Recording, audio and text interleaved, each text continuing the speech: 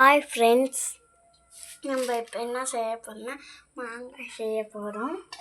பண்ண செய்யலாம். இப்போ நம்ம வடைச்சட்டி எடுத்தாச்சு. அப்புறம் ஸ்டவ்வை பற்ற வச்சுக்கலாம். பற்ற வச்சுக்கிட்டு ஆயில் ஏற்கனவே இதில் அப்ளை பண்ணிக்கலாம். ஃபுல்லாக கொஞ்சமாக சிம்மில் வச்சுக்கிட்டு நம்ம ஆயில் ஊற்றிக்கலாம். ஆயில் தான் அதிகமாக வேணும். கொஞ்சமாக ஆயில் அதிகமாக ஊற்றிக்கலாம். அதுக்கு அடுத்து கடுகு போட்டுக்கலாம்.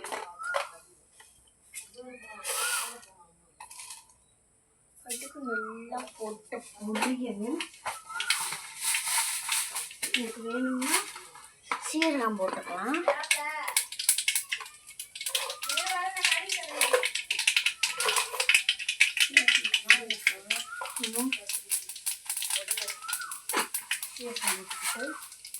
நம்ம இப்போ வதக்கி வச்சிருக்க மாங்காவை கொஞ்சம் கொஞ்சமாக எடுத்து போட்டுக்கலாம். இது போட்டுக்கிட்டு எல்லா மாங்காயும் கட்டியாச்சு. கிண்டலாம். கிண்ட ஆரம்பிக்கலாம். நல்லா சுத்தமாக வதக்கிக்கலாம். வாங்க ஃப்ரெண்ட்ஸ்.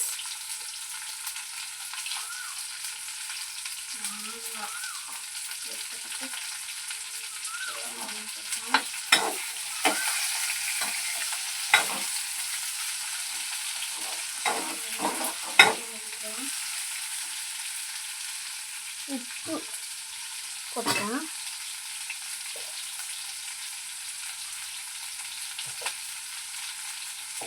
உப்பு இதில் போட்டுக்கலாம்.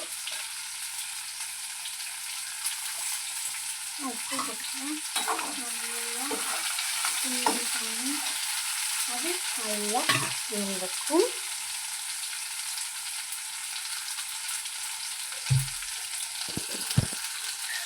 நல்லா வெந்துக்கிட்டு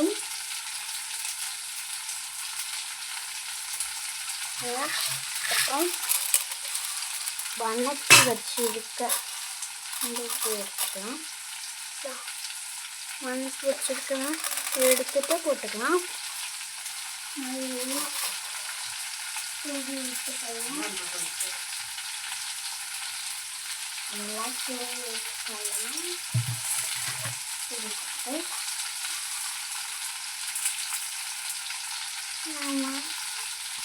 கொஞ்சமாக எடுத்து வச்சுக்கலாம்.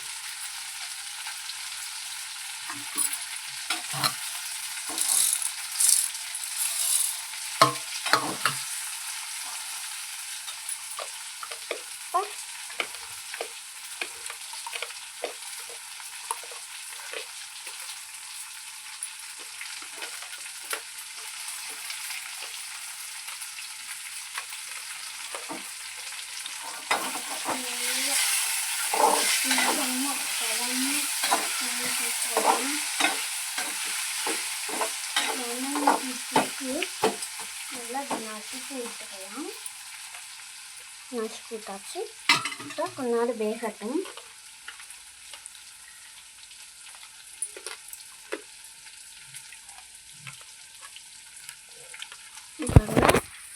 நல்லா இப்படி பண்ணிக்கிட்டு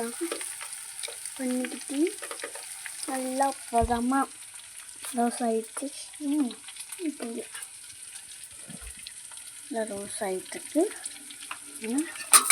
இப்போ இப்படின்னு பண்ணிக்கிட்டா நல்லாயிருக்கும்.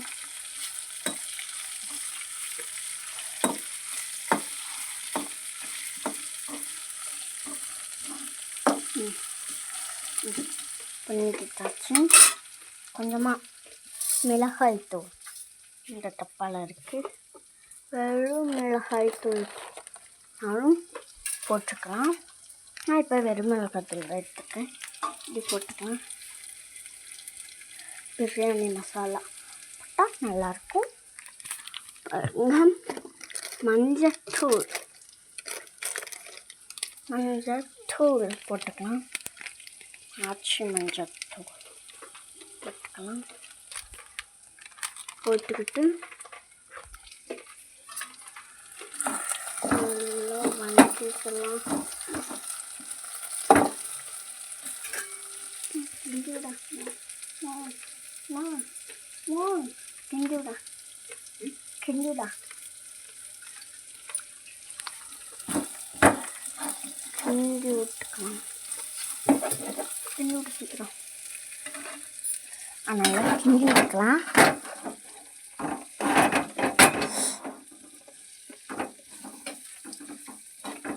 நல்லா கிண்டி வச்சுக்கலாம். புளிப்புக்கு இது கரெக்டாக இருக்கும் பாருங்கள். வச்சு ஆயில் அதிகமாக கொஞ்சம் ஊற்றிக்கலாம். ஊற்றிட்டு பண்ணிக்கோங்க இந்த மாதிரி.